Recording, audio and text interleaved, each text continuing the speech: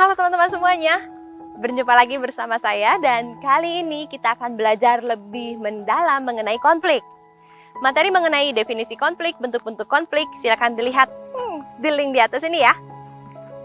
Pernahkah kalian mendengar kelompok kriminal bersenjata di Papua? Konflik Sampit? Nah, itu merupakan salah satu contoh terjadinya konflik di Indonesia. Biasanya, keberadaan konflik di masyarakat akan mengakibatkan timbulnya berbagai dampak negatif. Tetapi ternyata teman-teman, konflik pun bisa memiliki dampak positifnya. Nah, kita akan bahas berbagai dampak positif dan negatif dari terjadinya konflik di masyarakat. Dampak positif dari terjadinya konflik di masyarakat diantaranya, 1. Membantu memperjelas aspek-aspek kehidupan yang masih belum tuntas ditelaah. Misalnya, perbedaan pendapat tentang suatu masalah yang justru dapat memperjelas dan mempertajam kesimpulan daripada suatu diskusi. Kedua, memungkinkan penyesuaian kembali norma, nilai, serta hubungan sosial dalam kelompok bersangkutan sesuai dengan kebutuhan individu ataupun kelompok. Yang ketiga, meningkatkan solidaritas sesama anggota kelompok yang sedang mengalami konflik dengan kelompok lain.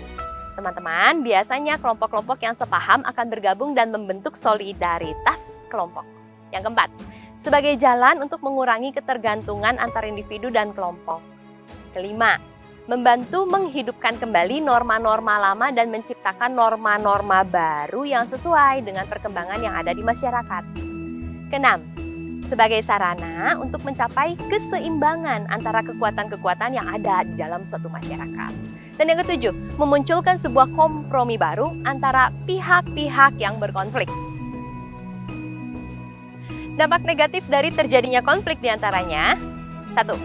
Terjadinya keretakan hubungan antar individu ataupun kelompok. Biasanya, pihak-pihak yang berkonflik akan menjadi jauh ataupun menjadi retak hubungannya. Yang kedua, berubahnya sikap kepribadian antar individu baik yang mengarah ke hal yang positif ataupun juga ke hal yang negatif. Misalnya, konflik memunculkan rasa benci dan juga curiga. Yang ketiga, kerusakan harta benda ataupun jatuhnya korban jiwa manusia. Yang keempat, munculnya dominasi kelompok pemenang atas kelompok yang kalah. Teman-teman semua, walaupun konflik bisa berdampak positif, tetapi hendaknya kita bisa hidup dengan penuh toleransi dan saling menghargai, sehingga kita bisa mencegah terjadinya potensi konflik di dalam kehidupan kita semua. Perbedaan boleh ada teman-teman di antara kita, tetapi biarlah perbedaan itu tidak menjadi sumber bagi terjadinya perpecahan, melainkan sumber bagi persatuan dan kekayaan bangsa kita.